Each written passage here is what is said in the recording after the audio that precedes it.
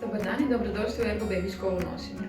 Danas ću vam pokazati nosiljku Ergo Baby Adapt i to kako se ona koristi za dijete koje je malo veće, koje više nije novorođenče.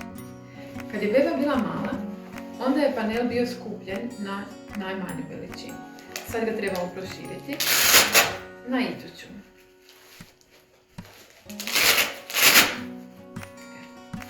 Namjestimo unutar žutih crta.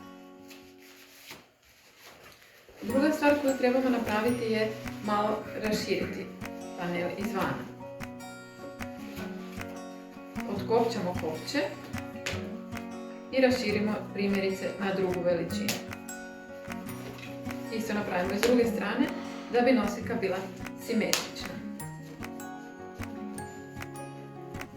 Tu uvijek možete namjestiti još bolje kad beba bude u nosiljci i kad vidite točno koliko širok panel joj treba.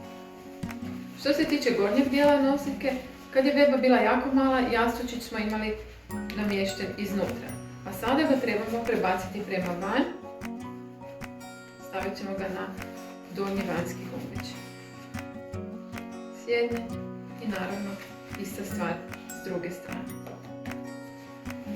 Kad smo namjestili veličinu nosiljke, stavljamo nosiljku na svoj struk.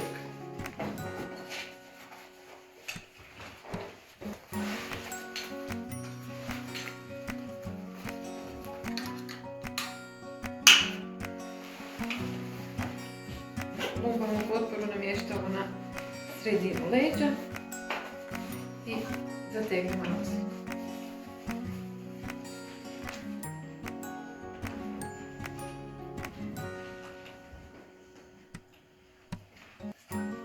Zatim uzmemo bebu, dignemo je na rame i spuštamo je u nosiljku. Uvijek trebamo paziti da ne stavimo dijete na pojas, nego unutar nosiljke, u tijelo nosiljke. Dižemo panel i namještamo bebu. Samo ću vam pokazati kako to izgleda iznutra. Dakle, beba ne sjedi na pojasu, nego je unutar nosiljke. Nakon toga se stavljamo na ramenice i kopčamo kopču na leđa. Nakon toga na ramenice zategnemo. Kad zatežemo, uvijek idemo odozgora prema dolje.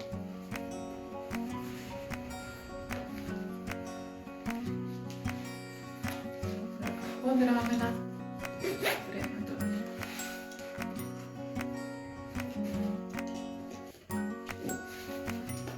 Provjerimo položaj bebe. Noge trebaju biti raširene u obliku slova M i podržane od koljena do koljena. Kralježnica treba biti blago savinuta, a nama ovaj poprični remenčić treba biti otprilike na lopaticama. Tako smo smjestili bebu udobno u položaj na trbuhu. Ovaj jastučić nosiljke treba pridržavati glavu i dosezati otprilike do sredine uha. Ono što još možemo napraviti s ovom nosiljkom je da možemo prekrižiti naramenice i tako si malo promijeniti položaj. Kad križamo naramenice, otkopčamo obje i pazimo da cijelo vrijeme držimo bebu.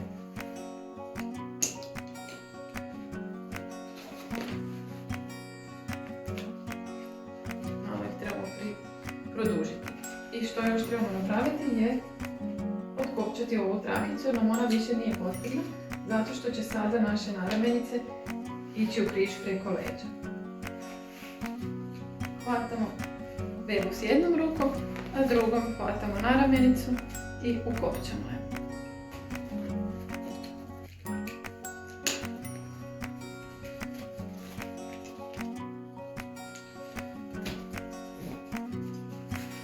Zatim hvatamo drugu naramenicu i ukopčamo je u drugu kopču.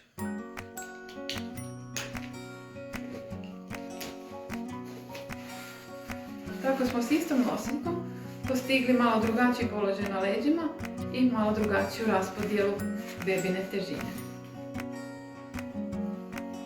Ono što je isto zgodno, ako imamo veće dijete, iz ovog položaja možemo jako lako okrenuti dijete u položaj na boku. Naravno, to će biti za puno veću bebu nego što je ova, za dijete koje ima dobru kontrolu glave i vrata, za dijete koje je zainteresirano za okolinu i koje se dakle djelomično i samo pridržava.